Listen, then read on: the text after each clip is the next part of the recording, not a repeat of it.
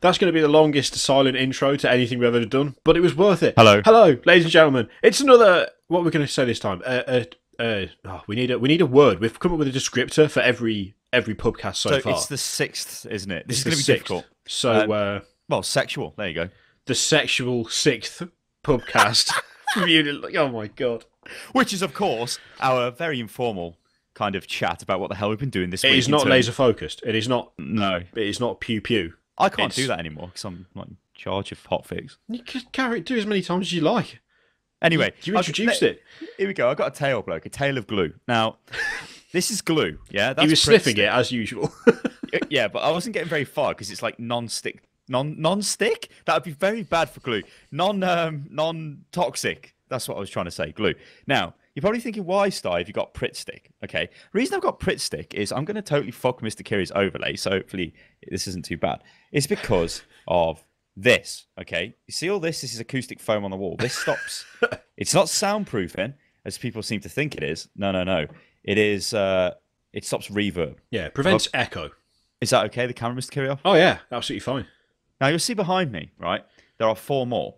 Now, I've got more to go on that wall at the back, and I've got some which goes over there, which you won't see, and a couple that goes into the corner. Because I was too cheap to buy the bass traps, which are things that actually go into the corner.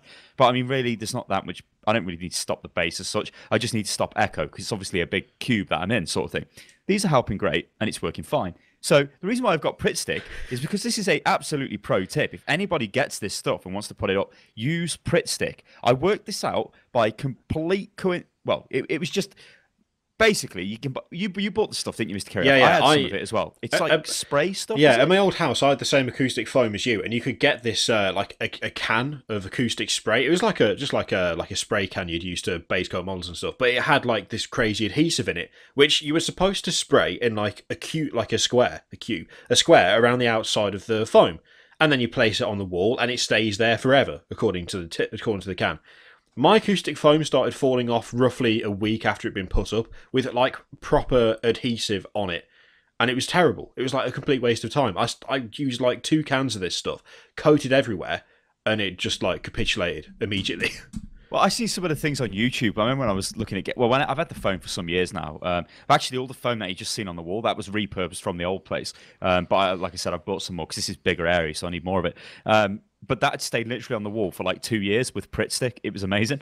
I was in the same situation. I used the spray shit because it recommends that. All these YouTube videos about the stuff, it's like, yeah, use the spray stuff. And like you're spraying loads of it on, you're putting it on the wall, and it's like, what's going on? And what kind of happened is, hang on a minute.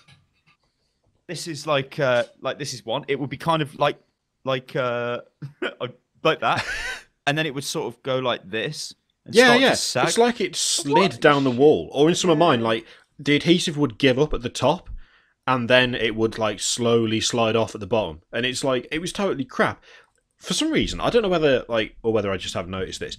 In this room, now that I've moved house, this room seems to like not care about echo. There isn't very much echo in here at all. It might be the shape of the roof behind you, though. Yeah, I mean, you can see here. I've got. Yeah, it's quite a big room, but the house, like the roof starts like it's like this, slightly below the first floor, so it kind of goes up in a really like tall, steep roof, which does mean that the design is totally stupid because there's a big floor in this room, but only about 2/3 of the space is actually usable, which is a pain in the arse. But on the other hand, for some reason, like even when I first moved in, even when the room was empty, hardly any echo at all. Like I haven't had to use any acoustic foam, which is really odd. But on the other hand, it means I don't have to spend ages Pritt sticking stuff to walls, which... Well, this was the thing. So I was getting frustrated, right? I was like, shit, I need to put this stuff up. And I had a Pritt stick. And I was like, I'm going to gamble. And I whacked Pritt stick on, put it on the wall, and it fixed the wall. I was like, shit. And the good thing about Pritt stick is, it isn't like super permanent on the wall. You can pull it off, but it's enough to keep it on there, and it just doesn't move. So anyway, that's why I've got Pritt stick. But the problem is, Pritt stick is like £3.99 for a thing, which is pretty expensive in the UK. It's high quality stuff, Pritt stick. I've moved to this, which is jumbo glue stick. I know it's back to front, just trust me. Because that was 2 for 50p. And whatever this is, 4 glue sticks for, I think they were 50p as well. So I spent £1. And those behind me have been glued on with the jumbo glue stick. So it looks like it's doing its job, unless they fall down during the hotfix or podcast or whatever this dodgy show is. It's made for good content. Sudden collapse of a million. What if they all came off at once? Like it was a tidal wave of acoustic foam. Oh, no, these ones won't come off. But they won't come off. These might, though, because it's the test of the jumbo glue stick.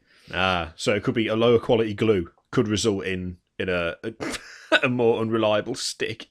Yes, I don't actually know what this glue's made of. It says, warning, avoid contact with eyes. Oh, speaking of low quality glue, actually, I've got just a minor gripe.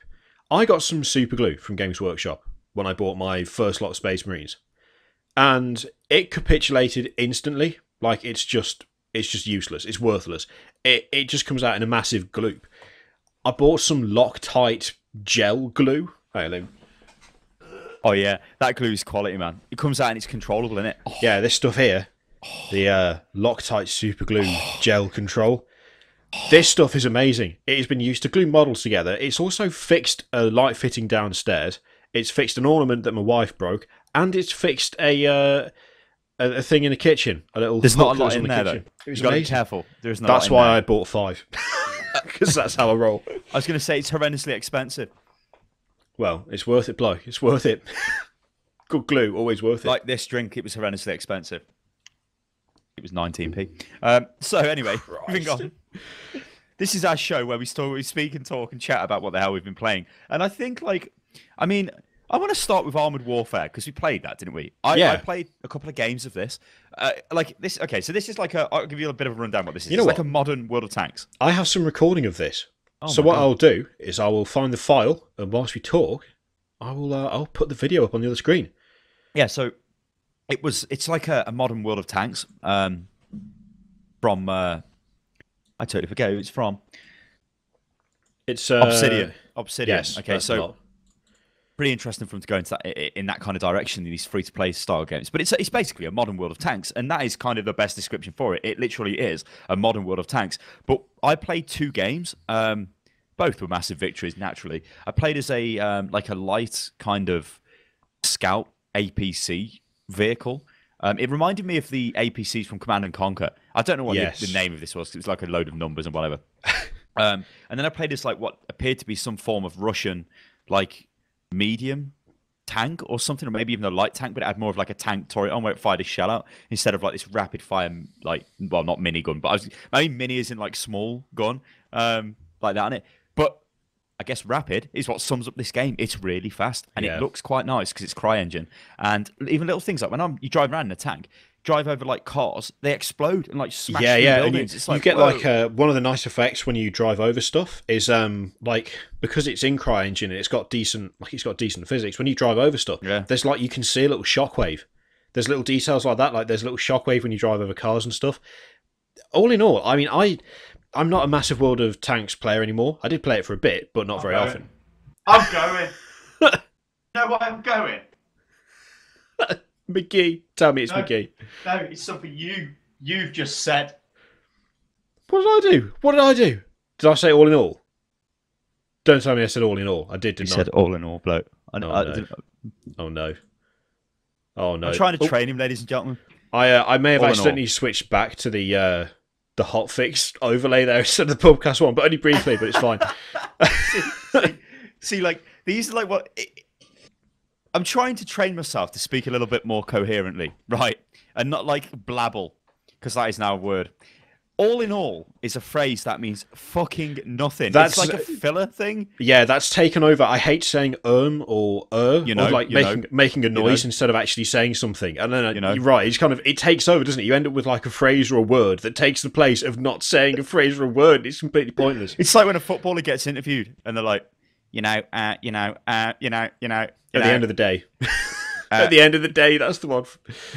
But David Beckham, how was the first half for you? At the end of the day, we did what we needed to do. True story. Every interview ever.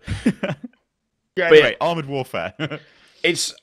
I'm not a big World of Tanks fan. I used to like it quite a bit, but now you know what? Hang on, World of Tanks is I want to be a fan of this game, and I've played it for I say quite a bit. I haven't played it for nowhere near enough of, if you're a World of Tanks player, I probably played it for 25, 30 hours, maybe, right? Yeah. At a push. That's probably it. It's one of those games I really want to kind of force myself to enjoy and but I just sort of get like I like historical tanks, and this is obviously the problem with World of Tanks because it can only do tanks of a certain era. It couldn't suddenly have an Abrams main battle tank in the game. That would be like what? But I like Panzer tanks. I like Tiger tanks, and Yeah. you know, iconic tanks from World War II. I mean, all in all, it's it's. I don't know. I just can't explain. I It's like think Armored Warfare. I understand modern tanks. Well, I don't understand modern tanks more. I don't know. See, I don't even know why I don't even like World of Tanks. I know it's got a lot of grind in it. I know it's got bits and pieces like that. I know the engine isn't the best, and it does chug a little bit even on high-end systems because I don't think it doesn't utilize multiple cores and stuff like that. Armored Warfare ran great. Yeah. It was really fast, and even from the 2 games that I played, I want to play more. But the way they do the beta, like the closed beta, is a bit weird because, well, it ain't weird because they're testing load and stuff. There's only like a 3-hour window on set days where you can play the game, and I missed a couple of them, and I only played on the last one. It was before I did the last Warhammer 40k stream I did, which would have been on Wednesday. So it was Wednesday afternoon, basically. I played it for about 45 minutes, and that was enough time to get 2 games in.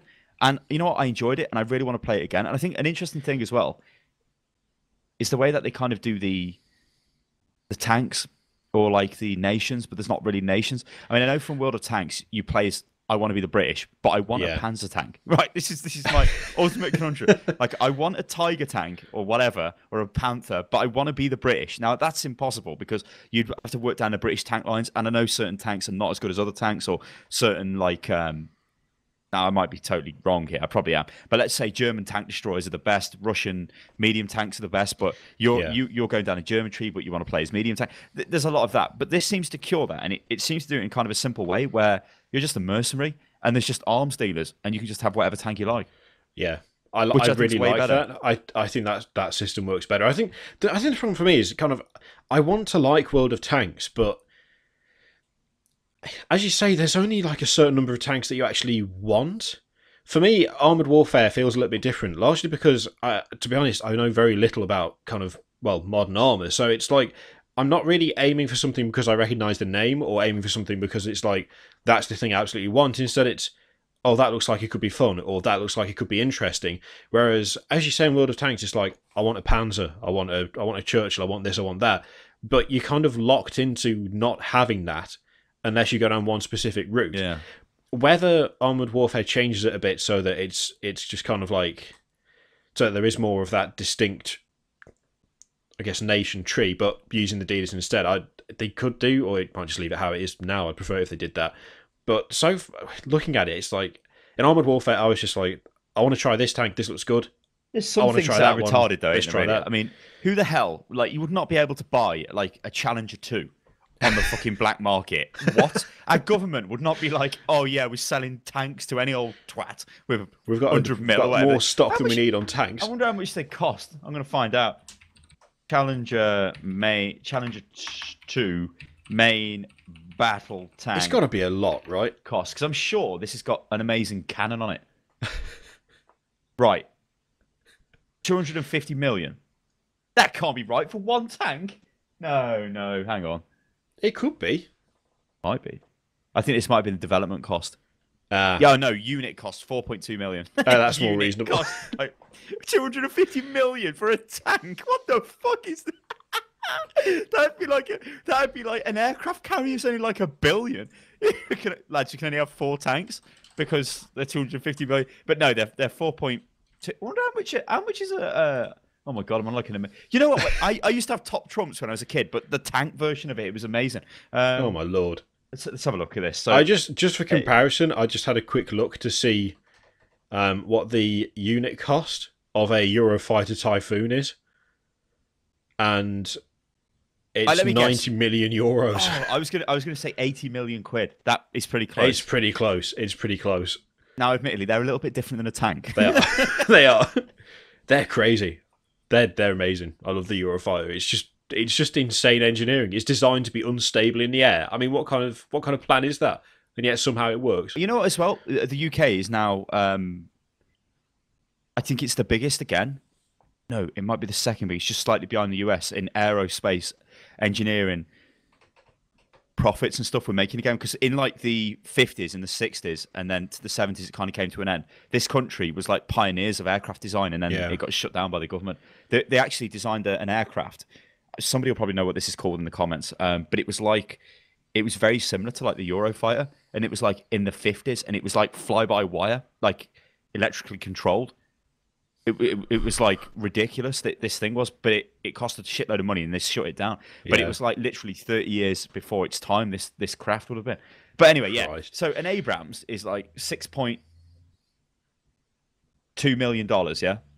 Now it's about the same as a Challenger. The Americans, much like the British, would not sell their tanks, and I think it would be very difficult. To some random idiot. Yeah, I think it would be very difficult to obtain a main battle tank from said country, because there would only be two ways of doing this. Number one, you go to that country and you steal the tank. How you would do this, unless you are in fact a character from Grand Theft Auto, I don't know. I was going to say, unless you're actually in GTA, that's going to be a bit tricky. And even in GTA isn't easy either, because we tried it and we got murdered. So, or you somehow find one on a battlefield, which it would be pretty difficult because we're involved in no wars with tanks at the moment. But if you could, right, you'd have to somehow get rid of the crew and keep the tank in pristine condition and then sell it. So I'm seeing problems, but obviously it's a game. I'm taking the piss. It's an arcade game, and I think it's pretty good. I want to play it more. I don't think they've announced the other dates yet. No, as far as I know, I'm following them on Twitter, and I've not seen any notifications about a new date. But I mean, from what I played, I really enjoyed it. Like, I enjoyed it more than I enjoy World of Tanks. It definitely looks better by far. Yeah, I can totally say that from even playing two games. I think, well, I know I'll enjoy this game much more because it's faster. You get into the action much quicker. It's kind of like that thing with World of Warships. Yeah. I was going to say naval action, but that's not right. That's very slow to get into the combat. But World of Warships, you get into the combat really quick and you can kind of stay in the combat. This, you can take a few hits, but obviously you're a tank, so if you get a hit, you're going to take damage. But yeah, from just the two games I've had, I want to play more of this game.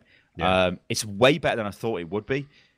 It is a World of Tanks clone. Even the UI and everything looks very similar. It is. The game is very, very. I mean, the controls are exactly the same. The mini map's the same. Everything is very similar. Like, if you kind of went into it expecting a different experience, you're not going to get. It's just faster. You're going to get a faster experience that, from what I felt, it kind of feels better. But it's not a new. It's a new game, but it's not a new game. It won't feel like new because the UI is the same. The even the way that things are split between experience and cash when it comes to unlocking stuff is the same. Once you've got your tank destroyed in a battle, you can then drop out back to your garage, pick another tank, and go into another battle. It is literally all World of Tanks inspired, cloned, whatever you want to call it. But at the same time, it makes you wonder. Well, it makes you wonder why Wargaming haven't actually done a modern version, because they need a new engine. I don't know why they haven't just got a new engine, done it, because we know that game makes ludicrous amounts of money. Yeah. Well, I guess they don't feel they need to. And I'm assuming that engine makes it easier for it to run on console as well. But then again, CryEngine isn't exactly like impossible to use for consoles. I don't know.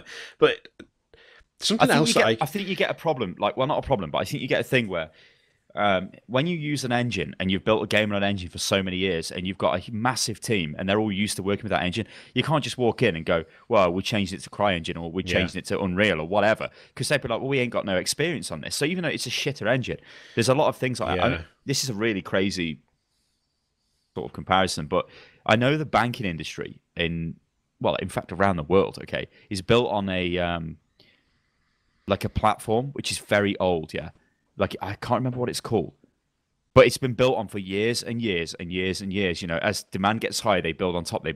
So it's at the point now where a lot of their electronic systems are essentially bespoke systems, not running on things which would be making it more efficient, because it's just layers and layers of crap that all need to work, and it's massively complicated. I think Microsoft did a thing with Windows XP. They stopped supporting Windows XP, but you can still pay Microsoft to come and sort your XP out, and it's a massive fee, because they know when you go to the hospital, when you go to the doctors, I think like, you'll see computers with Windows XP on it. It's like, what year is this? It's still running. But it's because it's because all their software is built for XP. So it's like when Windows goes, we're not going to support this anymore. It's like, well, we literally cannot do anything else. Like the computers at Cat's Work, they run XP.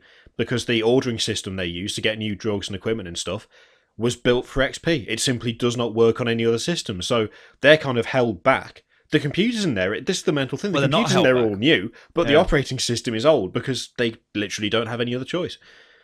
Well, you know what makes me laugh as well? I was at the hospital the other day, and I'm sitting there, and the doctor's like, well, the mister, or whatever the hell these consultants are called, he's like, I just bring up some stuff on the computer. And for like highly intelligent people, they cannot use computers. It's so funny. It's like one finger typing. I'm like, fucking hell. I'm sitting there like, Jesus wept. The nurse is looking at me. I'm like, hello. Trying to watch other people Right. use a computer when you use one every day is like, it's like an exercise in making yourself have some sort of heart attack. Because it's just like, just let me do it. Just let me do it. Get off the fucking keyboard. Let me do it. I nearly had a frigging heart attack because a massive red alert came up the screen, and it was like, blood test result, urgent action required. I'm like, what the fuck? And he's like looking at it, and he's like, I think they've made a mistake here. Whoever did the blood test has not noted what medication you're on, so they think you're just a normal person off the street because these results would be bad for a normal person off the street. He says, but don't worry, because you're within, well, I know what the margin, I'm not going to get technical, but it's to do with like liver function, and I take some drugs for Crohn's, which I've got, which do things to the liver, which if you had a blood test, Mr. Kirioff, or anyone watching this who's not on the medication I'm on, they'd be like, oh dear, your liver is not looking good, so you need to get sorted. But me, it's okay. So yeah, it was pretty funny, but whatever. Yeah, so Armoured Warfare, I'm looking forward to the next trial. There's some nice little touches as well. Like in the brief bit of video I showed, I didn't show too much, but oh, you show the plane crash. Yeah, that was at the start of the video. So you can see this plane flying over this town, and then it gets shot down, and it crashes in the middle of the town. And then when you get into the town, you know, the wreckage of the plane's there, and there's destroyed cars and buildings, and that kind of creates the setting for the battle. There's little touches like that I noticed on. I think I only played 2 maps out of the 3 games I had. But on both maps, there's just little things that make it feel like something's going on. In World of Tanks, I kind of feel like you kind of dumped in. It's like this is the map, as opposed to this is where the fight takes place. It's kind of a different feel. It's like everything's static, everything is just there. World of Tanks is stupid anyway because it forces you down a country route, but then you play with every other nation on your team. It don't make sense. Like, why would a British tank be fighting with a German tank against an American tank? It's just like that's stupid. So, but like I understand why they've got their nation system in place because it means you have to like replay through the same crap again and again and again. So lower tiers are always populated and all of that stuff, which might be a problem for Armoured Warfare because if everyone's just blasting through the tiers, it's like, well, I don't unless care they about slow down XP gains and stuff, but or give some sort of incentive, like you get like a global XP boost or something for playing a certain tank. Yeah, maybe they'll do that. I don't know. The destructible environment, I'm not sure how far it is destructible, but I drove through a building and I crushed the building, and I'm like, that's pretty good. Yeah. Because I was in a little town, and I'm like doing the World of Tanks thing where you sort of come backwards and forward, you know, you sort of come behind the wall and go and shoot. Like, like that. And then I just was like, fuck it, and drove through the wall. I was like, yeah. Well, that's pretty good because that's sort of I've changed the map a little bit there. I guess it's going to be restrictive a bit because you can't just demolish everything because that would just be like, I mean, and I don't know if you can shoot it with your tank shells and blow it up. I don't think you can. On that map with the plane crashing at the start, I accidentally knocked a chunk out of a wall and got shot because of it because I accidentally moved forward in the wrong angle. And I knocked part of the wall down, and then someone was like, "Oh, there's no wall there." Fuck you, and shot me. And I was like, "Okay, well that's bad." I backed up. They tried to shoot me again, but I was behind. There's like an outer wall on that map in the town in the middle, with like little gaps in it, and that main part of the wall that I think is not destructible at all because someone like absolutely railed the shit out of it because they were trying to shoot me, and it didn't do any damage. And I bumped it; it didn't fall over. But then again, I don't know how well it would work if the entire map was destructible. Anyway, I think you kind of need some stuff that is, you know, a bit more resilient. Otherwise, it just turns into, you know, there's no cover and everyone's just sitting out in the open shooting each other, which is not really all that tactical or interesting, to be honest.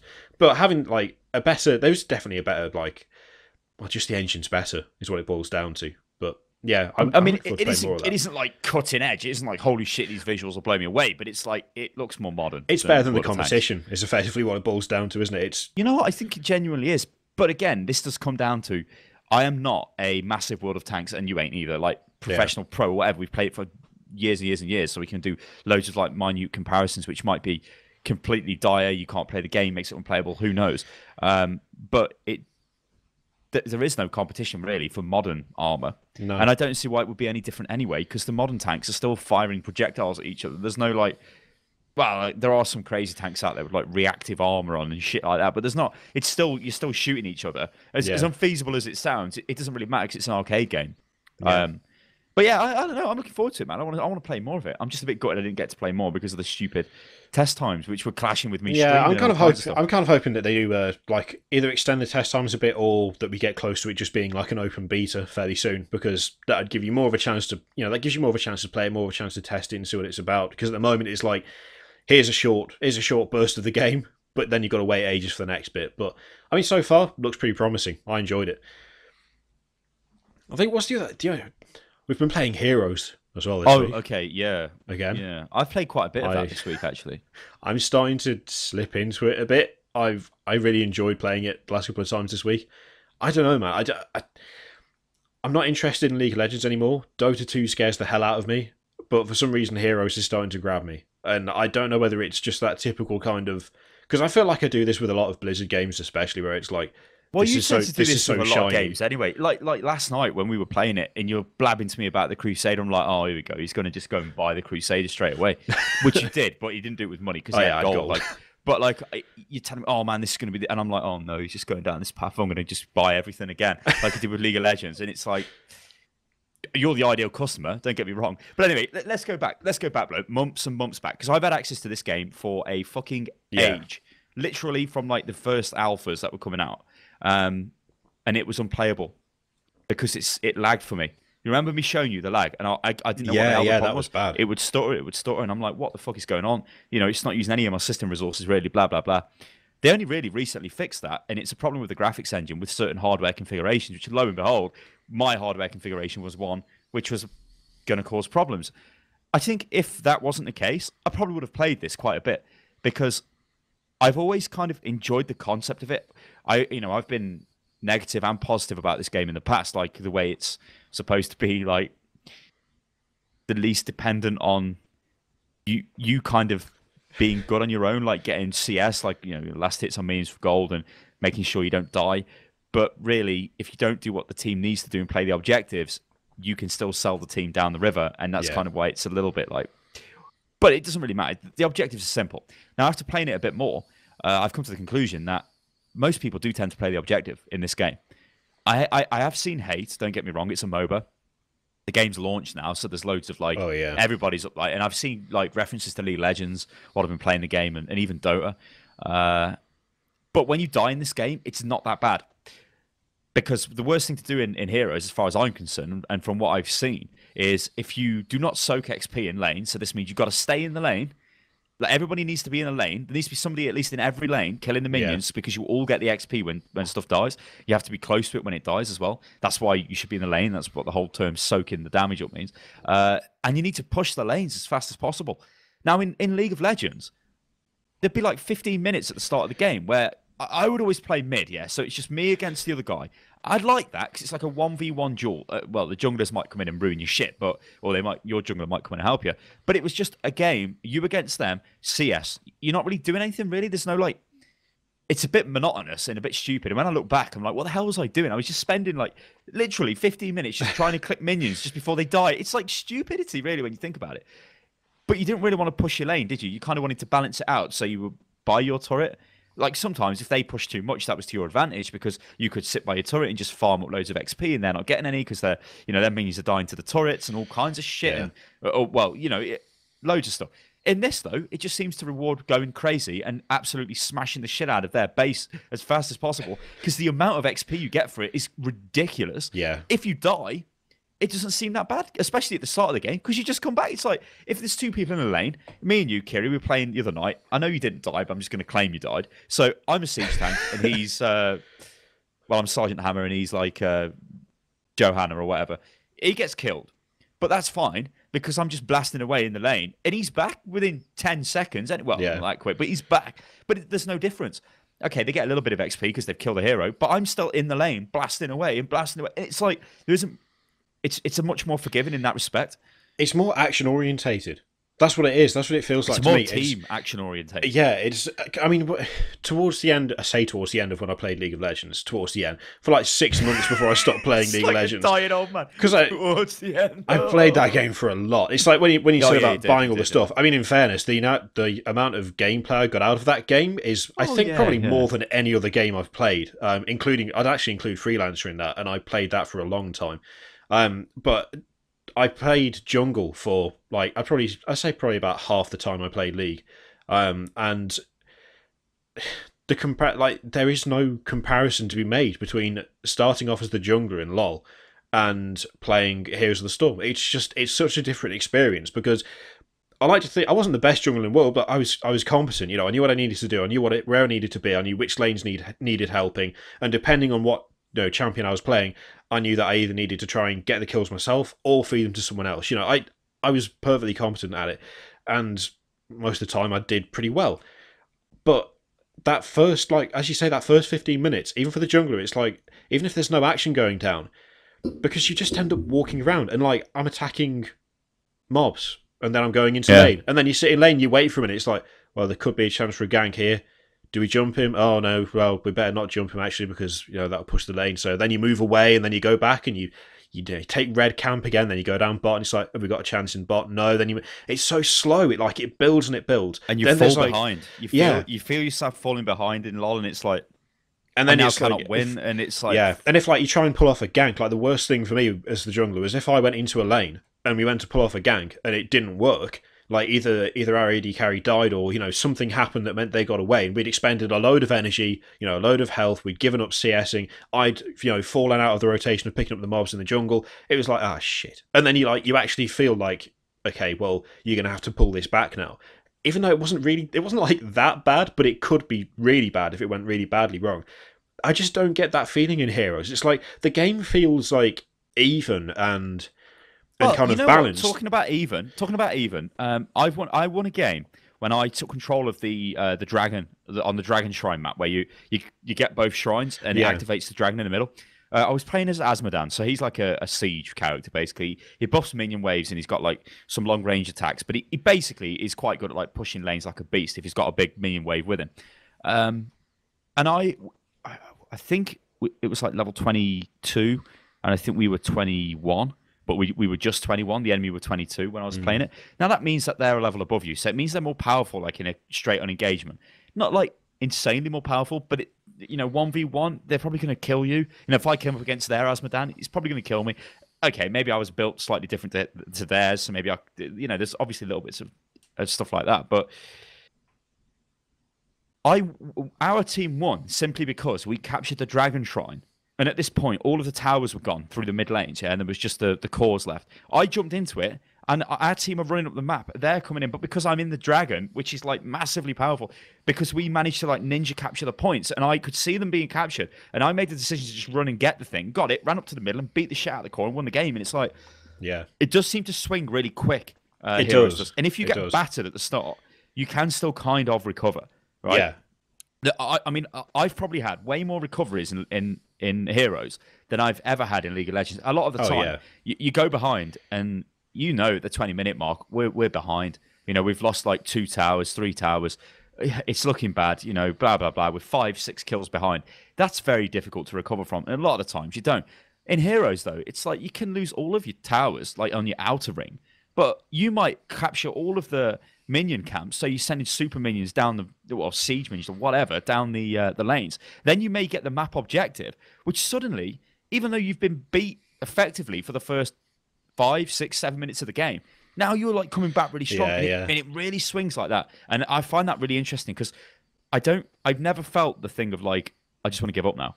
I've lost. It's no, always give up. I've seen people on my team have been like this. Oh, GG, and they just stand at the fountain. It's yeah, but we've not actually lost. We would have done if it was League of Legends, but we've not lost yet. We could totally win. Yeah, that's something I'm really enjoying about it. I think that's one of the things that I'm liking so much, because when you played LoL, or at least when I played LoL, it was a case of, if say the AD carry died 3 times before the first 15 minutes due to whatever, it was well, in that we don't have an AD carry now. We just don't have one. Their AD carry is so powerful compared to ours. Ours might as well not exist, and therefore we've got no we've got no damage for that part of the team. So, what do you do? And then, morale problems set in for the rest of the lanes, and you end up with people, trying to desperately pull it back, and then they put themselves in harm's way, and then they die, and they just fall behind. You want to talk about then morale? you've got to wait for 20 minutes. You're a good example of this. Your morale gets shit, moan at the team, and the team will just moan at everyone else, and everyone moans, and I think it's just okay. Some people moan more than others, Mr. Kirioff, but they're like, it's such a time investment. That's the problem. I think you sit there, and it's like 20 minutes have gone by.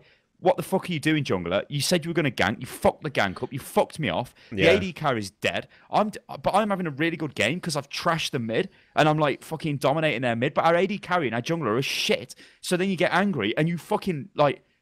I lost it sometimes. I think everybody has in MOBAs, but League of Legends does promote it more because of just the fucking time investment. Yeah. Games are like 45 minutes longer. Even if the game goes horrendous, you are literally stuck for 20 minutes. You cannot, unless everyone agrees to just leave, which never happens. Never happened in my experience. And even then, you'd get to the point where it'd be like, you'd be 8, 10, 12 kills down. You'd lose all of your outer turrets, and there'd still be some, like, 2 people on the team going, no surrender. And then you're stuck there until, the 35 to 40 minute mark. You're just fucked. You can't do anything. No, you are. You're totally fucked. And it's like, I think that contributed in quite a major way to how pissed off I'd get, because I'd be like, okay, it's 15 minutes.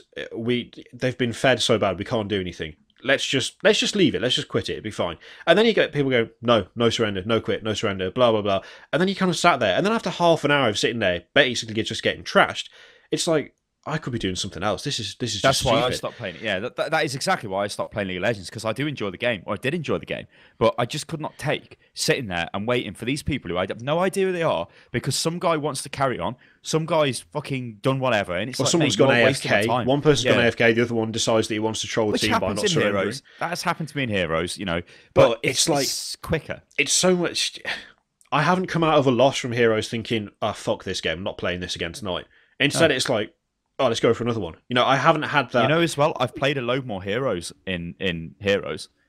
Well, more champions, basically. In LoL, I knew a role, and it was like, okay, that's fine. But you can kind of, like, it's very fluid. Like, you don't just stay in a lane. It's not like I'm the mid guy, so I go to the mid. It's like, no, it don't matter. So long as there's people in the lanes, it don't really matter. And jungling is not even a thing, because what happens is, you basically go to the, if you want to even call it the jungle, that's by your lane to try and, like, control the siege minions or whatever and capture the camps, but it's very fluid. Like, you can move around, because the maps are not that big, you can get around quick, and also because you can summon a mount and run quick, that's pretty good, because it means you can just get out of a lane and go into a lane, and you're always in a fight. And I think there are a lot of like successes this game has got, which I think when it comes to the game design, that I was oblivious to, simply because I didn't play it enough, or I was just like, this is just like, I don't really care. But now it is quickly becoming a game where I know, like, literally this week, I've been playing it in the day because I know it's only going to take 15 minutes. I put some chips in the oven. I'm like, that's going to take 20 minutes with some shit, whatever else I put in the oven with it, sausages and whatever. And I was like, I'm going to play a game of Heroes, and I did. The game finished, took about 18 minutes, went and got the oven, boom, there's my dinner. Yeah. I like that. I like that. And that's something else that I think one of the things that is kind of also contributing to the fact that I don't get annoyed at Heroes like I got annoyed at LoL, is the fact that it's so fluid and it's so kind of, it moves. There's no kind of set thing of you have to be here. Like in LoL, as the jungler, if you hung around in lane for like a second too long, like the team would just be like, what the fuck are you doing? Get out of the fucking lane. Oh, stop stealing XP. Oh, you're leeching. It's like, I mean, in fairness, their jungler's hanging out over there, so I'm kind of making sure he doesn't gank you, but whatever. And then you'd go off and, you'd go back into the routine of, you are the jungler, therefore you stay in the jungle until you need it. There's no such thing as that in Heroes. It just doesn't happen. It's like, aside from trying to keep at least one person in every lane, if something goes down in mid, then, you can actually get on your horse, be in mid, sort it out, and then you can either go top, stay where you are, go bottom, depending where everyone else is going. And it constantly shifts, it constantly changes. There's no kind of set, just kind of, everyone must stay exactly where they are. It's not like this person is in mid, therefore they are in mid the entire game. It doesn't work like that. And I'm really liking that. You see some funny things. I kind of seen it with you, which was really funny, where you play it like it's League of Legends, because it's like, you don't do now, but you did. It was like, Yeah, like chasing the kills almost. It's like, well, there's only one guy there. We can come in and we can gank him. But I'm running from lane, or it didn't work, so I'll run back down to the other lane. But all this time you spend not in a lane is like that's like the worst thing to do in Heroes, because you need to be with something. It's like it's killing very minions easy. or It's very easy to kind of treat it as LOL, but then once you get used to it, it's like, I'll stay here, I'll go here, I'll go there. It doesn't matter as long as you're doing something in a lane, or taking an objective. It's like that's what you want to do. Chasing down kills and doing crazy dives and stuff is not only not necessary, but it's just there's no point, because there's other things you could be doing that are better for you and better for the team. So, yeah, I'm really enjoying it so far. I think the priority is you need to destroy their structures as fast as possible, then play the objectives while constantly being in a lane. I don't think actually killing them is that profitable. Obviously, if there's a chance, kill them, because it makes the lane. It means you can kill the heroes, you can kill the structures faster in the lane. That's. But I wouldn't like chase after them and dive past the turret just to kill them, because there's much less of an emphasis on that. There's like that. You get to points in LoL where it'd be a case of, okay, we're level whatever. We can tower dive this guy and kill him, and that'd be great, because we would. If they've gone, well, he's dead 3-0 for whatever. Then he's got to run back. He's dead for ages. You've got bonus gold from money. it. You've shot him out of the lane because he's dead. He's not getting any XP, and it's like it's worth doing. In Heroes, it's like, well, you could try and dive past and attempt to kill them under one of their many towers, or you could stay in lane and you could soak up the XP, or you could go and take an objective, or you could go and get the mercenary camp instead, because all of those are not just viable alternatives, but they're probably preferable in most situations anyway. So yeah, well, I mean, the objectives are the main thing. You need to do the objectives, obviously, but what I was saying is do the structures, and then when the objectives pop up, because they're never normally at the start of the game, then go and do them. But yeah, it's a game I might start streaming it more often, because I don't know. I'm sort of getting into it now. I'm kind of finding a role, when I say finding the heroes I like to play Muradin. I like tanky characters. I like ranged characters. I've even played assassins like what's her name? I always call her Vayne, but it's not Vayne. Valor. Valor, yeah. It's something. It's the demon hunter. Yeah. So yeah, like I don't know. I'm enjoying the game. I'm really enjoying the game. Yeah. So I'm going to move on, Mr. Kirioff. And another game I played was Massive Chalice. Now, I streamed this. Yeah. We don't have the best relationship with Double Fine, but I tried to ignore that when I made the video, and I made a very formal video, and I'm not really sure I liked that video. It wasn't like a video that took me hours and hours and hours to make, so I'm not really too fussed.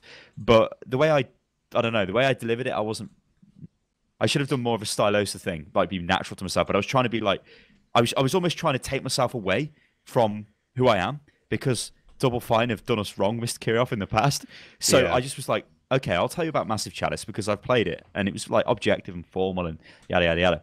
But yeah, the game. So this, are you snorting coke? This is absolutely not. Well, you'd be doing well if you was, because you'd just be going. It got a capsule. I'm professional, son. They didn't even see that. The Massive Chalice videos in the background playing on the screen. The microphone was muted. They wouldn't have even known, but he brought it up and spoiled it all. Wrecked the movie magic. How am I to know? When I was the host, I was like, now I'm going to this screen. I'd let you know. But no, you're just doing it all stealthy and shit. Yeah. I go under the radar. Anyway, so Massive Chalice, it's a fantasy XCOM. So it's a... it's not... Right, so the whole idea is you defend your kingdom, which is a few provinces, this mystical land, from invasion, from a force called the Cadence, okay? They're just monsters which are attacking your lands for no reason, apparently. We don't even know. I mean, Double Fine, yeah, storytelling. Apparently, no, they don't care. A Massive Chalice. I still don't even understand what the fuck the Massive Chalice is about. But that is what gives you... It's basically your boss, right? It tells you what's going on, and you've got to defend the realms with the Massive Chalice, which is these two personalities, a man and a woman, which speak from each side of the chalice, because it's... If you look at the way the chalice is designed, it's like the silhouette of a face. Two faces together. Yeah. Pretty funky, but whatever. So you've got to defend the lands from invasion. So the way of doing this is you have to breed heroes. So you can build keeps on land. If you build a keep, you then need to put basically a ruler of the keep, and then you need to marry them to one of your other heroes, yeah? Now, there are other stats you need to take into consideration. So you've got, how fertile they are, their age, because they'll die, right? And this is a big part of the game. What classes they are, because that'll depend on what their offspring is. Because if daddy's a hunter and mommy's a caberjack, then it'll be some sort of mix of that or whatever the hell you get as a result. But if like daddy's thick and mommy's thick, the kid will be thick, so it won't have much intelligence, so it won't be able to do certain things in combat and all of that crap. So on the face of it, pretty good, you'd think. This is a pretty nice little mechanic we've got going on, and it kind of is for about the first 2 or 3 times you do it. But then people die so often in this game because when you spin the globe like you do in XCOM, because it's basically an XCOM clone, you click play and time moves, but it's like moving a year at a time. Yeah. Before you know it, 60 years have gone by, they're dead. Then you need to replace them. And soon you don't care, you just start spamming anyone in. Now, maybe this is just me. Other people might be like, they would micromanage it. But I was getting really frustrated because everybody is fucking dying. I'm like, oh my God, you're dead again. And it was annoying. Yeah. There's a little, I'm not really going to go into too much detail on this because I made a video and it does outline my thoughts on the game. But it's just very lukewarm. It's very mediocre. Like I said, it's boring at points. It doesn't have a lot of features which you would expect in this genre. Yeah. I saw a couple of reviews when it came out. There's a traditional thread on the games subreddit which kind of aggregates all the reviews together, and there was one of them that just said that Massive Chalice is a very clever but a very cold game. Yeah, and I have to admit, I kind of thought that kind of fit it, because looking at your video and looking at other videos as well, the thing that really got me was that the guys that you lose, because it's like years at a time that are going past and stuff, you do not. I couldn't see how you're supposed to build an attachment to these people before they died. Like, I just couldn't see how you were supposed to do that, because like in XCOM, you've got a soldier, and yeah, admittedly, the soldier might die at some point. Well, the soldier will probably die at some point because it's XCOM, unless it's DJ or mental, but or Winston. You go through stuff with them and you form an attachment, and then once they're gone, you can still revisit that attachment that that you've had. Whereas there's no way to do that in Massive Chalice, is there? There's no way to see who's passed. And the people that you've got, it's kind of like a conveyor belt, because they're liable to die of old age anyway. It's just like, he's dead, he's dead, he's dead. He might have died in combat, but he's just dead because he's 79. And I don't know, I just kind of feel like that there should have been a way to make it so that you were given more time with them, I guess, or at least given some way of... It's too quick, yeah. And the like little things which piss me off as well. Nothing happens on the map. The map is like coloured regions. It looks like the Game of Thrones map, like, kind of. I actually quite like the design of the map. Like, yeah, that was, but nothing nice. happens on it. Hundreds of years go by, even like within a few hours of play, and it is still the same. Like, when you build on a region, you can only build one building, and you just see the building, and that's it. Like, nothing happens. It's like, what the hell? Yeah. Yeah, it's mediocre. It really is. And for something which raised $1.5 million basically on Kickstarter, you would expect more. I would expect more for that. I know game development is way more than we could ever imagine. We might say, "Well, God, $1.5 million is quite a bit of cash. What the hell have you done with it?" But I don't think they've done enough, because I think they've got a decent idea. But the way it's just been done is like, well, we got some ideas, but then we just fuck it. Let's just put anything together. And Double Fine are becoming known for this now. I mean, look at that Deep Space Base 9, whatever. That's a disaster. They just went, we're not even carrying on with this because we don't make enough money off it. Sorry, and moved elsewhere. It's all like, these people okay. who've like bought it in early access and backed it and stuff, and they ended up with just a half-assed, non-finished game. We keep going back to Double Fine, but they've got like, well, we don't, actually, let's start a Kickstarter. Oh, guys, we've spent all the money. We need more money now. Can we have some more money to carry on with this game? They're very dodgy, and I think it's another childish. Case. It's another childish case that they blocked us on Twitter as well. We didn't really say anything apart from what we've just said here. That was I say them, Tim Schafer. But I think the problem is, I maintain that the main problem is that he and Molyneux both are they haven't matured with their years. They haven't got better at what they do. They've kind of remained the same or got worse, but they've still got a name that kind of demands respect. But the problem is that they're using it in ways that mean that now people don't really respect the name. I mean, people think Molyneux's a joke now. He's become a joke in the industry, which is sad, because he was legendary in the industry, but now he's just the guy who doesn't know what the hell he's doing. And, he's responsible for failed projects left, right and centre. Tim Schafer's the same way. It's like, you cannot do something like they did with Broken Age and still be a legend in the industry, because by that point people have moved on from, oh my God, this is Tim Schafer, to be careful, it's Tim Schafer. It's like, I don't like seeing people who are that influential like end up like that, but at the same time, that influential end up like that, but at the same time, you kind of have a responsibility as either as someone who makes videos on this stuff or reports on it, or even just as a consumer, to kind of recognise that the time's passed now. Their time's gone. They shouldn't really be kind of just left to get on with whatever they like if it involves taking your money, because it's fairly obvious at this point that they're not really going to do what they should with it. But I don't know. Something that really actually got me about, I don't know why it reminded me of it, but the map on Massive Chalice made me think a bit of Endless Legend. And then when I kind of thought of Endless Legend, it made it more irritating that the map never changes, because on Endless Legend you've got a change of season, haven't you?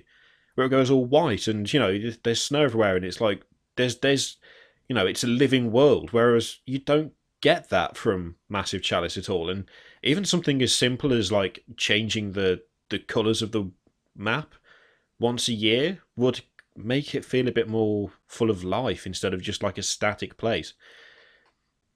Well, which was just the problem with the game completely. Like you said, it's cold. There's nothing there. Yeah. Well, there is. When you get into the game, right? The main bulk of the game is the combat, right? So you're in the turn-based strategy section of the game, the XCOM game bit of the game, whatever the hell you want to call it. You get there and you realise there's no cover. You realise there are no reactive abilities. There are some when you level heroes up, but that takes some time. So you can only move or attack, which, okay, is maybe not that bad. But when you start playing the game, you realise the AI is absolutely shit, and it just does the same thing. Like, there are these like little Murloc characters. They can move very far, but all they ever do is run straight to the nearest person to them. There are these guys who detonate, but they can move really slow. But when they get up to you, they basically suicide bomb. That's what they're just like, suicide bombers. They explode. Yeah. But again, you know what they're going to do. They're going to run towards you so you can bait them out. There are these wraiths which are ranged, which again, just attack the nearest thing to them. It's like they've got no threat priority. It's not like, oh God, that guy's an alchemist. He can throw bombs and do more damage than the Caberjack, and he can move further. And the next turn, the alchemist is in range of me. So I should probably try and disable him. It's like, no, I'll just shoot the Caberjack. It's not very good. Yeah, and a lot of the battles just take place in a massive open space anyway, because cover in the game is very literal. It is, I'm standing behind a wall. You cannot see me. It's not like you're taking cover like in XCOM and there's a chance you can get a hit. So it's more tactical. There's no flanking bonuses like I've got down the side. You would expect if somebody's shooting you in the fucking back, it'd do more damage than being shot in the face, wouldn't you? But it's not there, and it's like, why isn't that there? To me, that doesn't seem like a lot of effort to put in. Maybe it is. I don't know. It's just a very meh game. Yeah. Meh. It's not worth buying. It really is not worth buying. I mean, is that wrong of me to say because it's Double Fine and I don't like them? No, it isn't. Because it just isn't worth buying. And there you go. It just isn't worth fucking buying. If the game's not good, then the game's not good. That's all it boils down to. It doesn't really matter who's made it. I mean, there's plenty of companies that we like and we've said this game's totally crap, don't buy it. So that's got nothing to do with it. Who how much is it? I'm just going to have a look. I'm pretty sure it's like, I want to say it's like 20 something quid, or it might be it might just be 20. Come on, Steam, anytime. Right. Massive Chalice. Oh, it's $11.99. It's actually cheaper than I thought it was. Yeah, so Massive Chalice is $11.99. Yeah. Is it worth $11.99? Oh, it's 20% off, that's why. Oh, so it's 15 quid. Yeah, it's 15 quid. No, it isn't, because the problem why it isn't is because you can go out now and buy XCOM for cheaper. And XCOM is way better. Like I said, in a video I made, the only reason you would buy Massive Chalice is if you like fantasy. And even then, it's like isn't really that fantastical. Yeah. But XCOM's just a better game. 2 out of 10. Try harder next time. No, I'd give it like a 6 out of 10. Be a bit. Anyway, I'm just buying a Steam controller. That's why I've been tapping on my keyboard. Oh, I see. Have a word. It said okay, so it said it was $39.99. That's fucking not cheap. Okay, you know what? I'll find out. I'll bring it up that's like the going rate for Steam controller, like an Xbox controller. But I mean, I've just gone through the thing, and it's like £47.30, please. £7.40 for deliver? What the fuck are they delivering it in? Pre-order Steam controller, Steam Lincoln controller, 50 quid. Oh, you can pre-order and pick it up at Game. Game still exists. What? Is it? Yeah, I thought he was closing down. Apparently not. Apparently Game still lives. Oh, that wasn't a fucking option for me. Just delivery came up. Oh, now I'm on the website, so yeah. game, I'm in the pre-order and fucking pick up. Steam. Maybe you client. can order it from. Yeah, you can visit. I think you can order it from Game themselves and then go and pick it up, and it links from the I'm not from even the sure. Steam Right, okay. store. I'm getting cold feet now because I was going to get $39.99. I'm like, okay, I'll get this because maybe I could make a video with it or something because it looks interesting. But I'm not even sure where I would ever use this. Yeah, the big thing is it's supposed to be able to be used on your TV, but I don't have a PC downstairs. And No, so, I don't have a TV. Therefore, yeah, I've got a TV, but it's acting as a third monitor attached to the computer anyway, which is upstairs to begin with. So all in all, no. although I So believe what did you just say? I did it, I apologise. Why, blow? Although I don't know, the Steam link, that's the thing we've got on the screen now, where you can link your TV to you through your home network. So yeah, then like you the little streaming box. Yeah, so then if your controller's set up to the Steam link, which is then connected to the computer, you could then play whatever you wanted downstairs on your TV. That's not, I don't know, I could go for that. Fuck it, I bought it. This is madness. Because me and Kat play plenty of games together downstairs, we have to use the PlayStation 3, whereas if I had a Steam link and a Steam controller, we could play anything we like downstairs. What the fuck is this? You'll probably have this one because I'll never use it, but I want to make a video on it, so there you go. It just says... I bought it, and it's like, install your new games, click here. Well, I don't think I can install a fucking piece of hardware. Ah! Why haven't they adapted that? God. Anyway. So there's... I bought it for research purposes, not for the crack. Unit lost the game and shit, so there you go. Well, there is one other game that I've played this week, right, which is actually an older game because it's GTA 5. But I finally decided to do what everyone keeps... I ain't played this. I never played it with you. Well, everyone kept bitching about the fact that Rockstar banned people who used mods. And then Rockstar said, actually, we're not going to ban people who use mods. Mod the shit out of it. We don't care. Carry on. So I kind of thought to myself, well, given that everyone went mental for mods, and that's why GTA 4 lasted so long, I thought I'd take a look and actually see what people are doing with mods for GTA 5.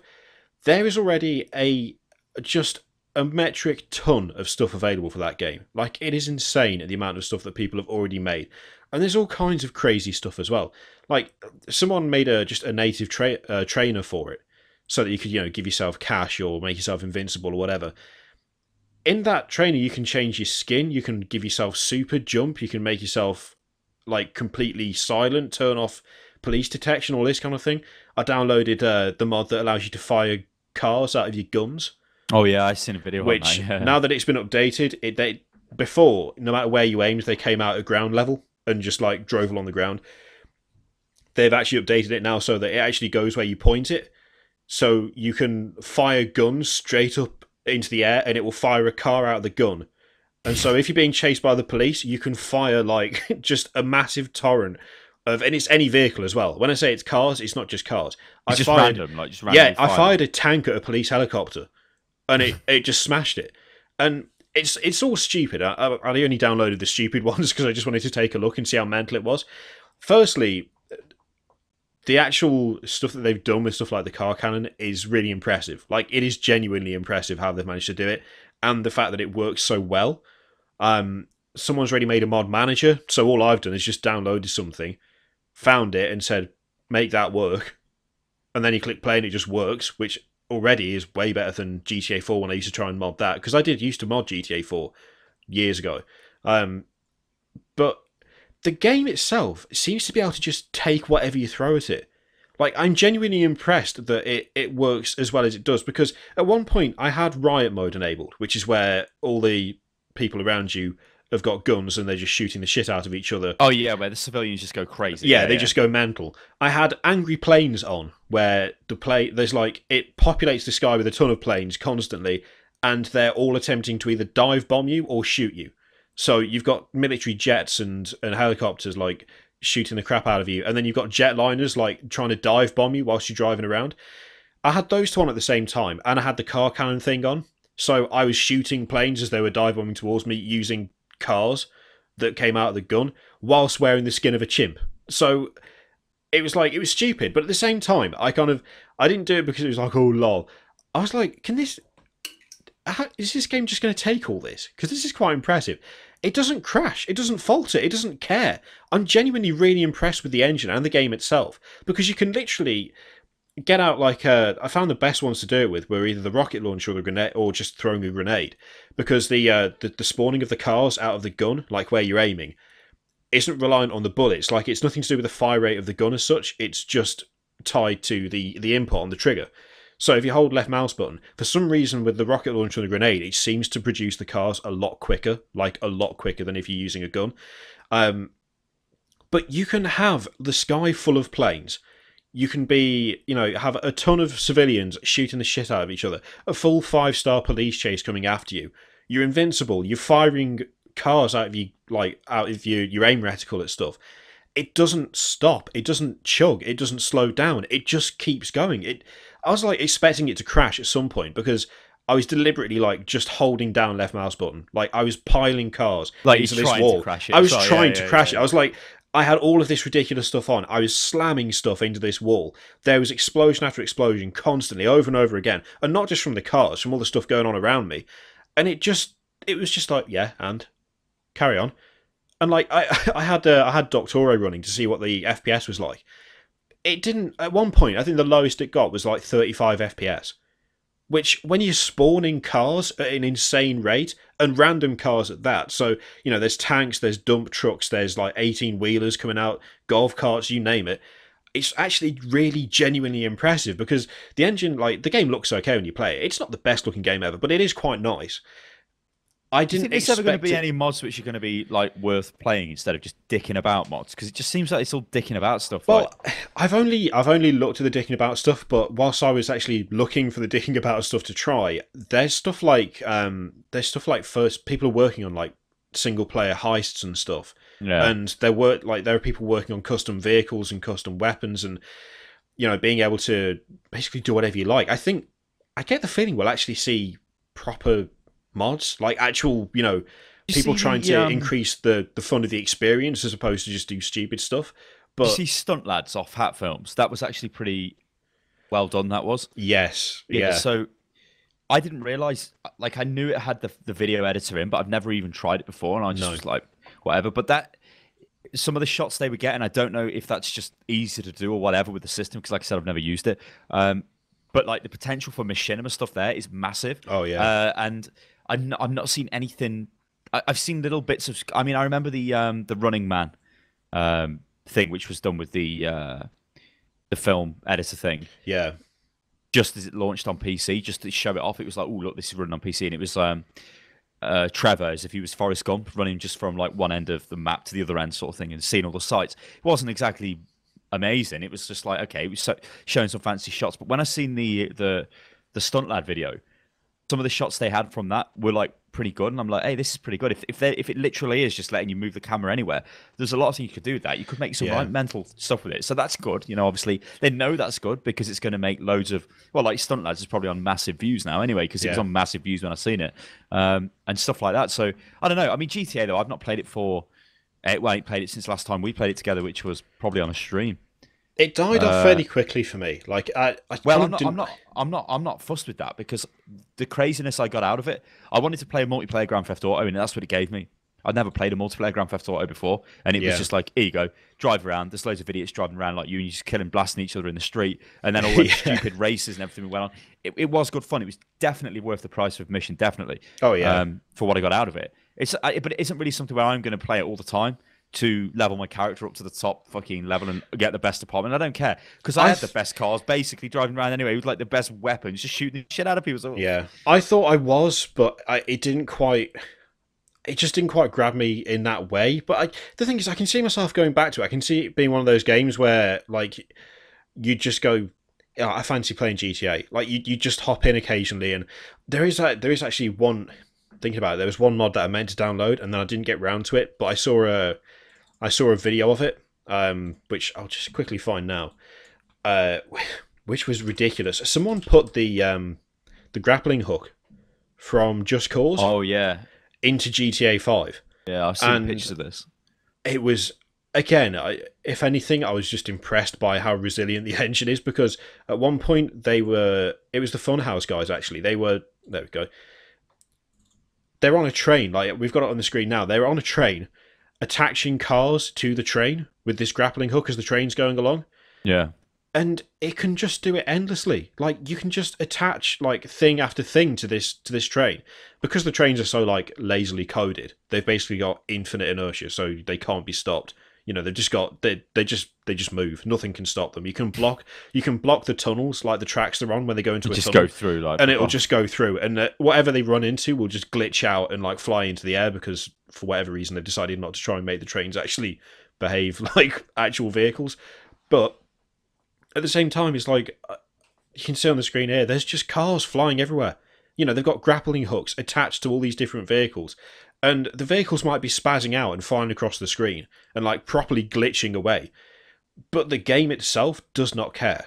It's just like, yeah, no, carry on. I can take this. It's not a problem. I'm actually, having messed about with mods and watched a few videos on them, I kind of, even though I'm not playing the game very much and I only, dicked about on it, I've actually kind of got a greater respect for it in a way, and a greater respect for Rockstar for having seen what people have managed to do in the game itself. But wasn't Rockstar like being dicks about people modding it? Didn't they do something to stop them modding it? They didn't want it modded out. It was getting modded. Well, because there's no like official mod support for it, is there? It's just like you can mod the game. There's no official mod support, but that was kind of blown out of proportion. Because at the time, that was the guy who, those crazy photorealistic pictures you see of GTA 4. Yeah. I think it's the ice enhancer and something else. It's the guy who did that. Yeah. When GTA 5 came out on the PC, he went, "Oh, look at these files. They've made it so you can't get into them. Ice enhancer's never going to GTA 5. It's impossible. They've made it impossible to mod." And then, like 2 days later, 2 Russian guys went, "Yeah, okay, we've cracked open all the files and you can do what you like." It's packaged the same way as GTA 4. Like, it's not. They didn't like make it any more difficult than it was before. They just package the game the way they package their games. And at first they did ban people for modding, but then they were just like, actually, no, carry on, mod it, it's not a problem. As long as you don't go online with it, then it's not an issue. And there may not be official mod support, but at the same time, they're not going to make any effort to stop people from doing it. So, I don't know, it's weird. I would have liked to have seen official mod support for GTA 5, since that's something people were looking forward to so much with it, because that was part of the big thing, wasn't it? It was like, oh my god, this is going to be amazing with mods.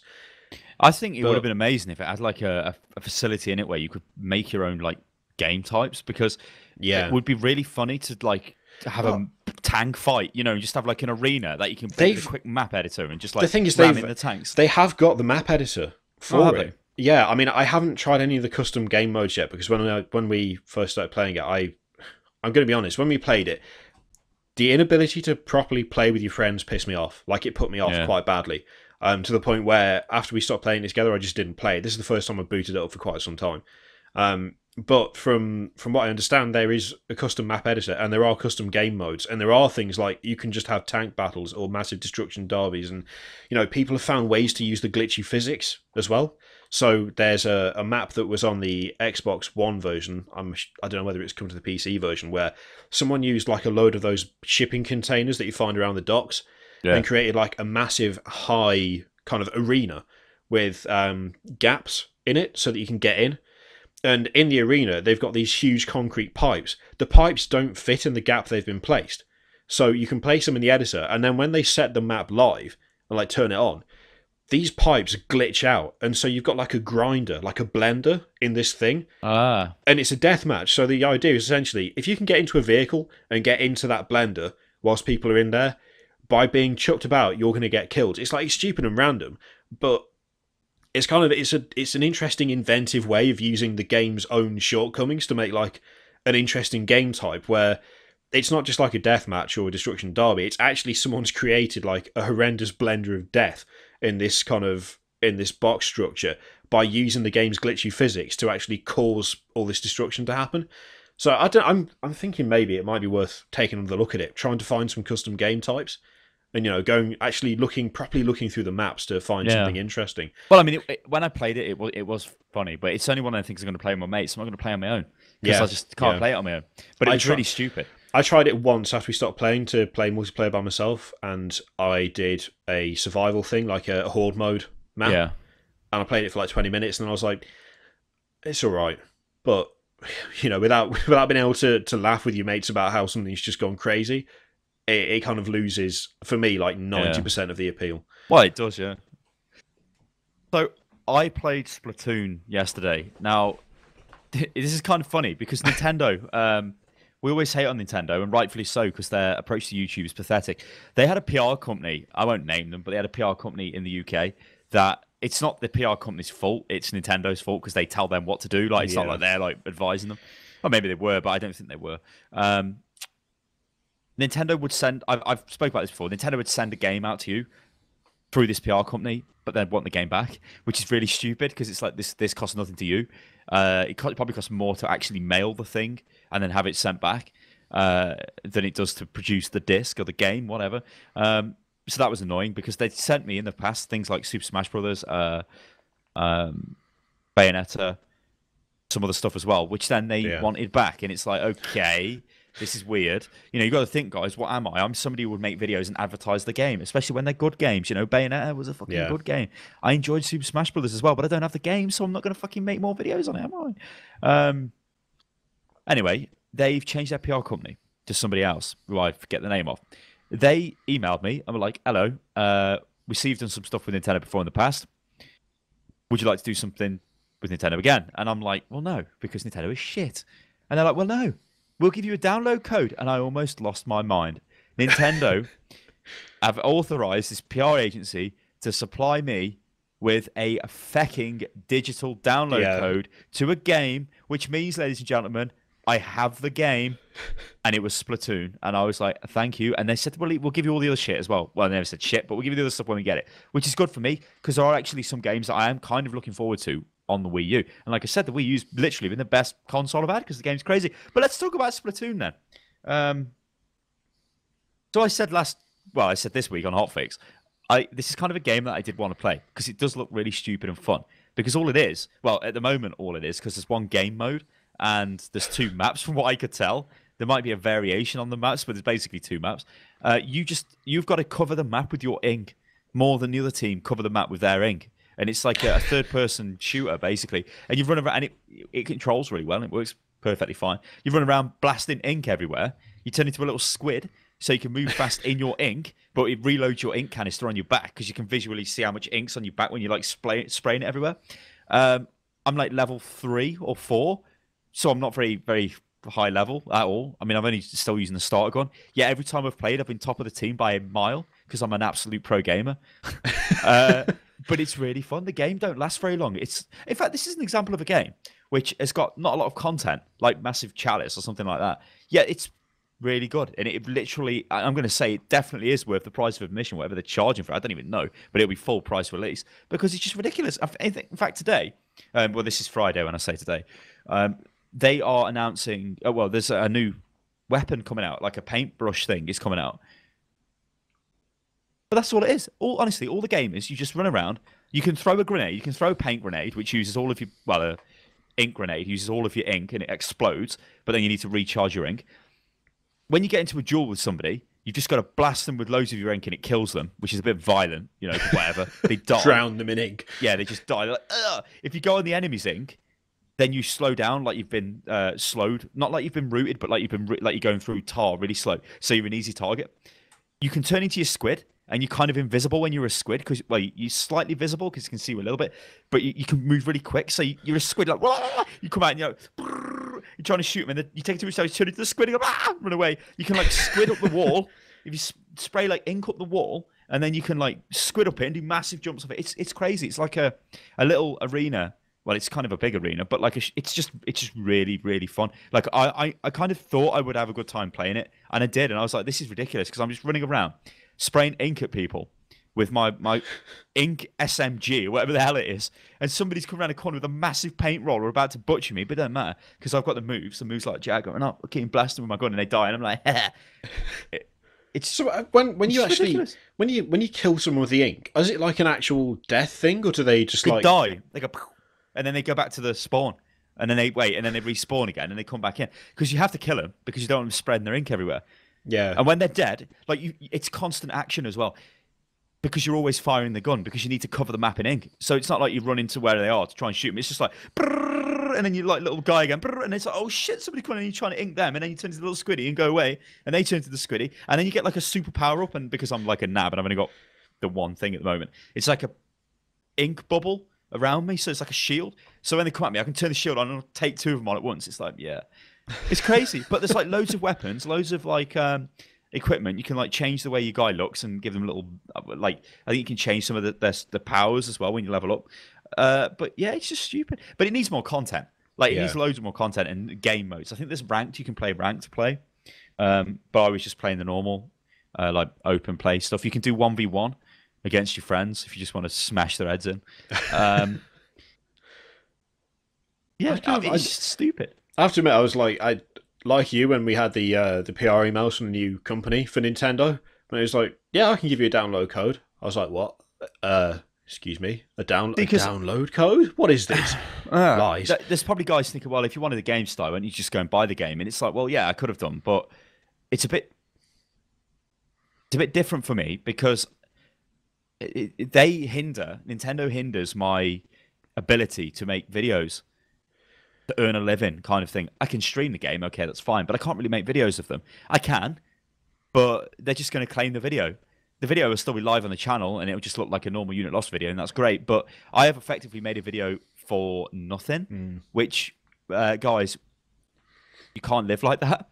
So as much as I want to do that, you can't do that. Like I said, I can stream it, and hopefully I will. I have streamed it by now, or I'm going to stream it later on. But yeah, that's why. But like, it was a bit shocking for them to make a bit of a U-turn there. Obviously, what Nintendo needs to do is just like every other major game publisher, developer, and whatever, and just say you can monetize our stuff because you're making advertising stuff. Because right now, I would make a Splatoon review video where I say this game is great. Yeah. And Nintendo would love that because I am not Nintendo's target audience. In fact, I am an audience that they would want I'm a channel that they would want their games on because we are a fucking PC gaming channel, effectively. Yeah. Mainly, console games we're playing is shit like Bloodborne and God knows what. It's not like some stupid fun shooter. So yeah, you'd want somebody like me going shouting from the rooftop, "This is a great game. This is why. Go and buy it." But no.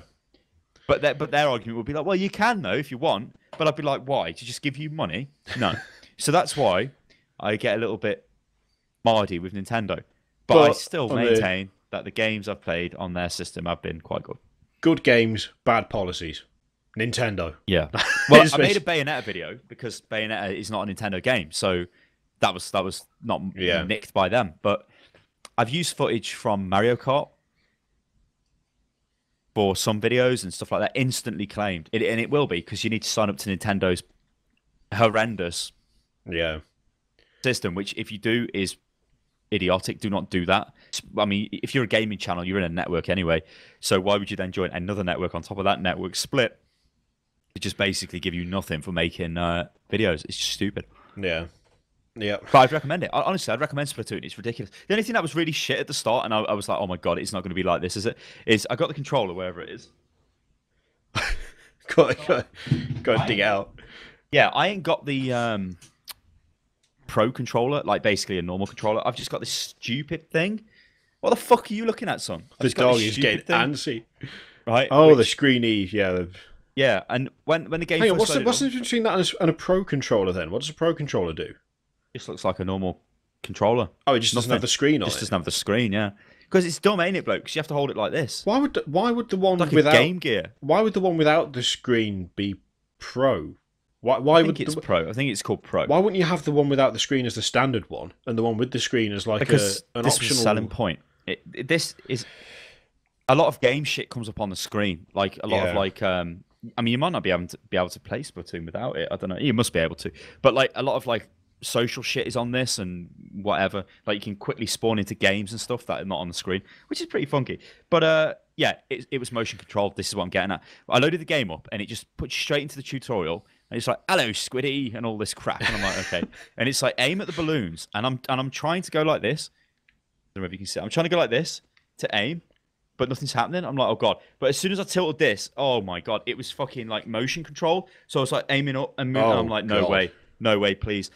The tutorial didn't let me change the options at all in it. Like I went through the whole tutorial like that. And I'm like, no, this can't be right. People wouldn't play it like this. Yeah, that sounds mental. When I came out of it, I noticed there was an options thing on here.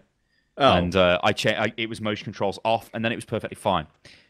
That's weird. That's a really bizarre way to do it, because I would have thought that's a really good way to get people to turn it on and go, oh hell no, and then just but I think then again, I guess the audiences aren't the same, are they? I mean, if you're playing on a Wii or a Wii U, I guess a lot of the people playing on them would just be like, oh, more motion controls, because that's what you get on the Wii and the Wii U. I guess it wouldn't be that much of a big deal, but yeah, I know, but competitively you can't play with that. It'd be fucking stupid. Like me straight away, I'm like, no, there's no way, because I'm sitting here like this.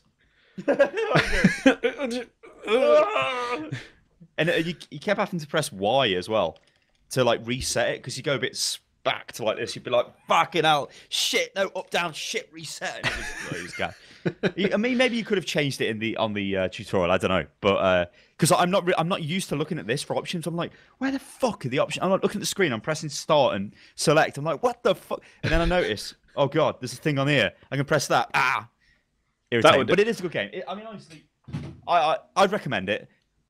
I think it's probably a little bit expensive maybe for what you get, but they are adding content, so it's like you could pick it up and it's fine.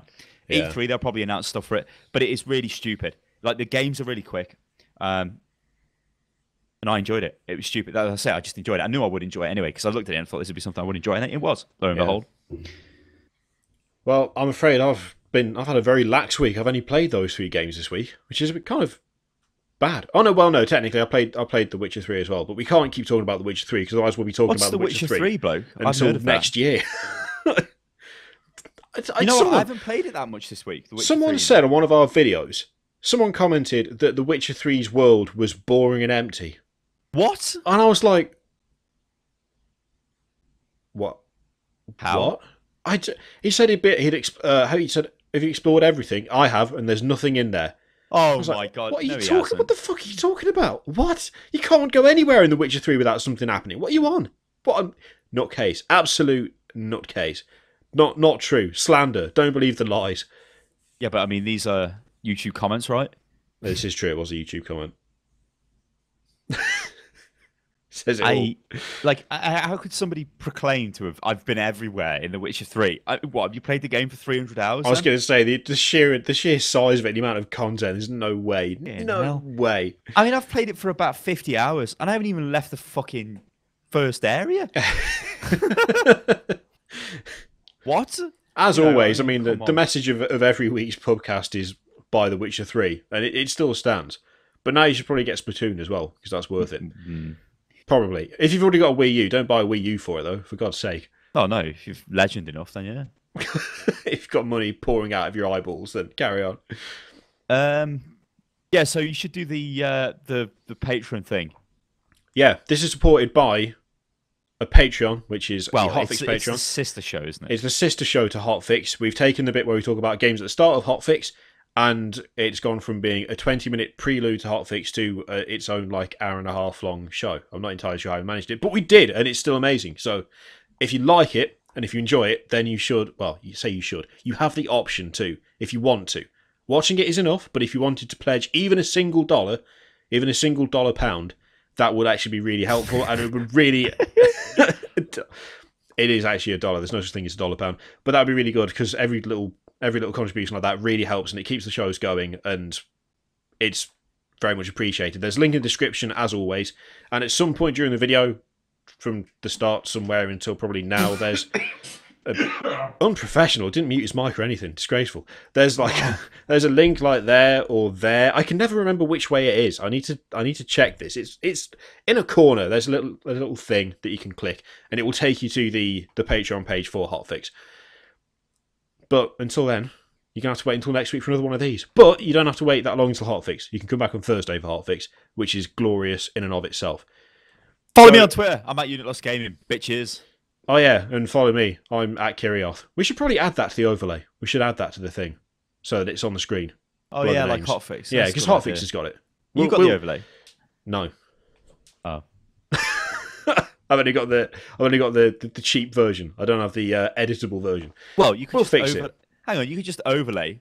Oh, that's true. Do right now, bloke. Let's test your OBS skills. Right click on OBS and add text. You can just fucking write it in. What was the font called? Kimberly something. No, it's different, isn't it? That was the Hotfix one. Yeah, it's not that. I don't think I've got this font. Well, just We're highly make it up. organised here. Make it up. It's We'll unreadable anyway, that font. Let's go classic unit Lost.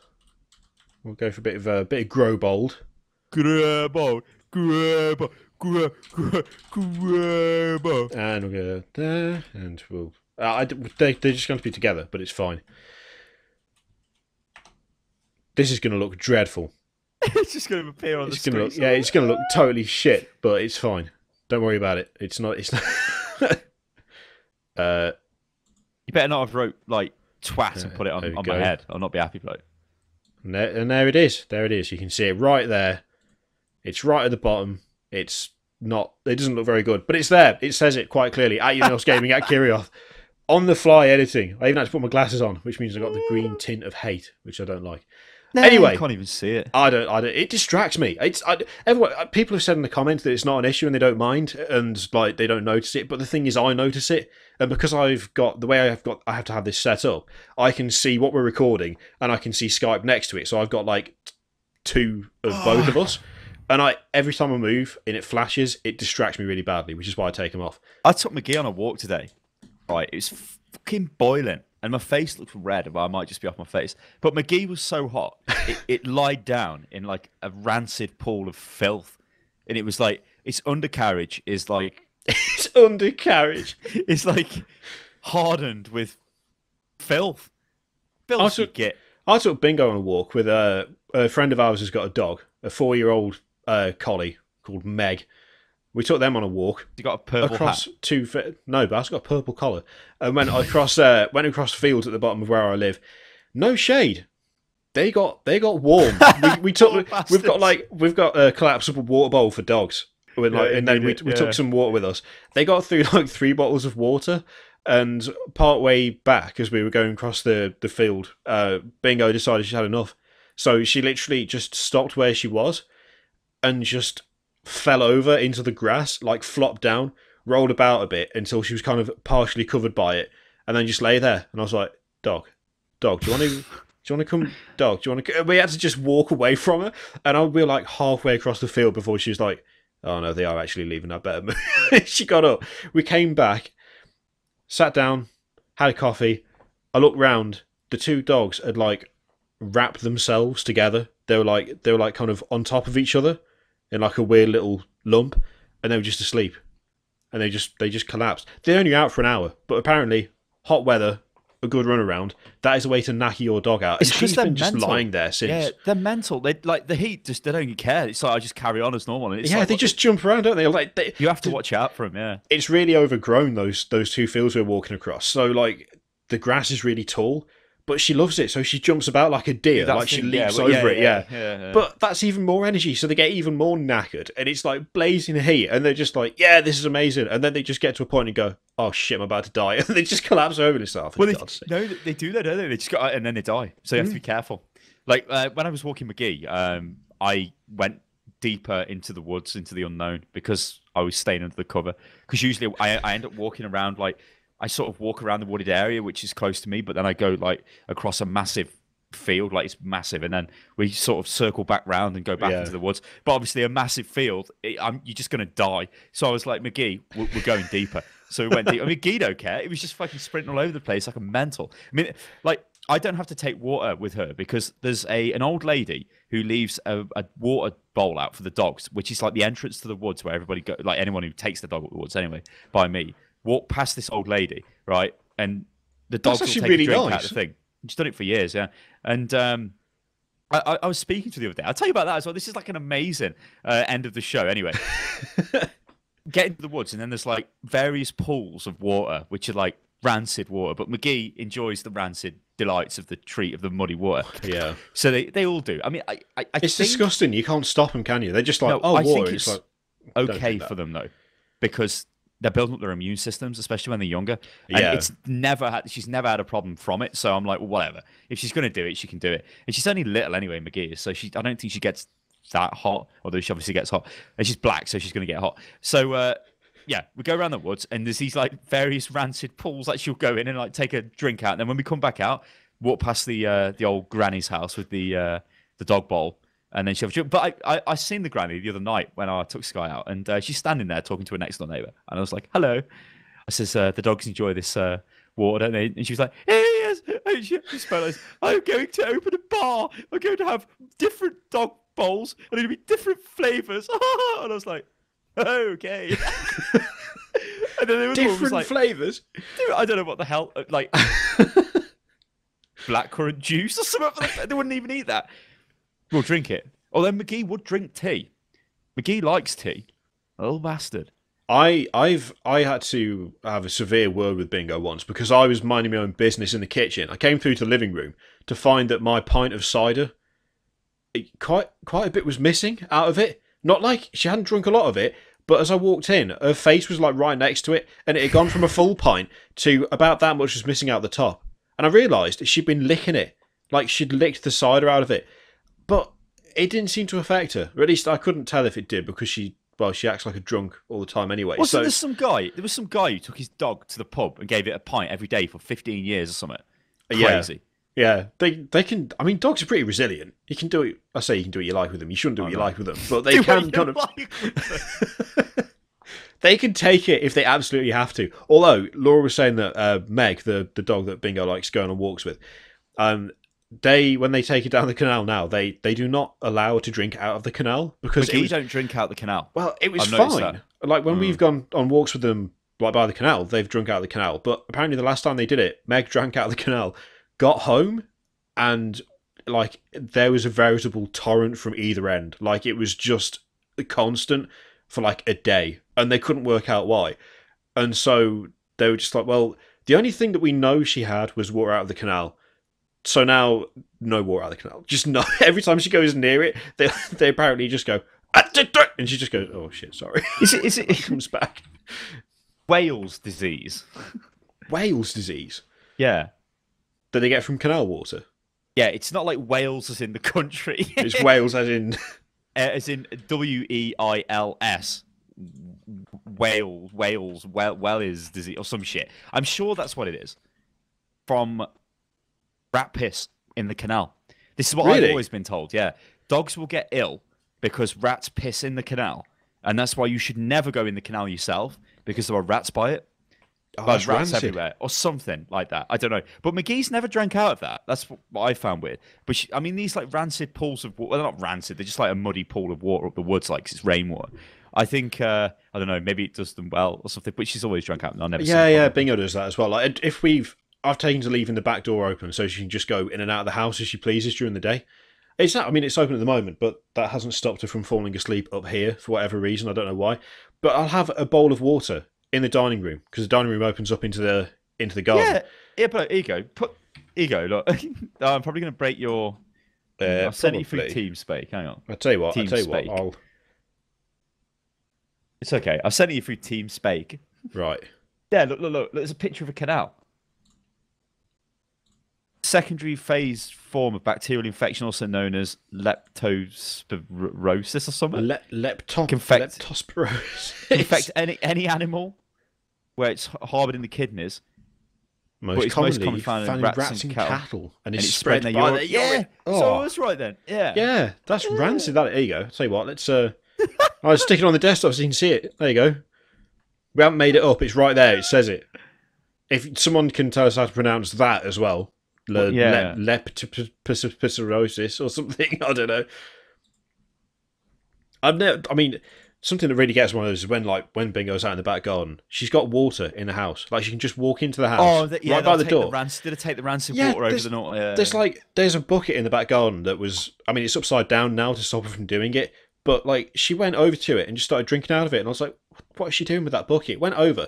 There's water in there that's like 6 months of like stagnant, muck-filled, like dead leaf mold water, and she's got a face in it, like licking it, and I'm like, there is clean tap water, literally like not even 4 meters in the other direction. You're an idiot. What the hell are you doing? It ain't got the taste, bloke. You wouldn't drink fucking whiskey that had just been produced, would you, bloke? You'd want it like years old. Yeah, but I wouldn't want it with dead leaves in it either. That's disgusting. Well, I don't know. Maybe there's a market there for whiskey with dead leaves in. Well, you can get like vodka and stuff with like dead insects in it, can't you? Dead spud. I'm pretty It sure there's comes a from place spuds. in Iceland, or is it Canada? One of the two, where you can have a drink of something and it's got a guy's toe in it, and it doesn't count as drinking it until the toe touches your lips when you take a drink of it. I can't remember what it's called, but it is a thing. It is a thing. Hang on, this is the last thing, and then we're gonna go. Toe in drink. Toe in drink. It's Alaska. The sour toe cocktail. See, I knew this was a thing. Oh, that's fucking rank. Champagne seasoned with an amputated toe. So there you go. I need to see a picture of this. Oh yeah, I see it. Yeah. Oh, it's disgusting. Whose toe is it then? I think people just they just give their toe. Oh, it's like frostbite toes because it's Alaska. Is that what this is? Yeah. Yeah. Their So toe. yeah, again, I'm gonna quickly put it up. That's disgusting. There you go. There you go.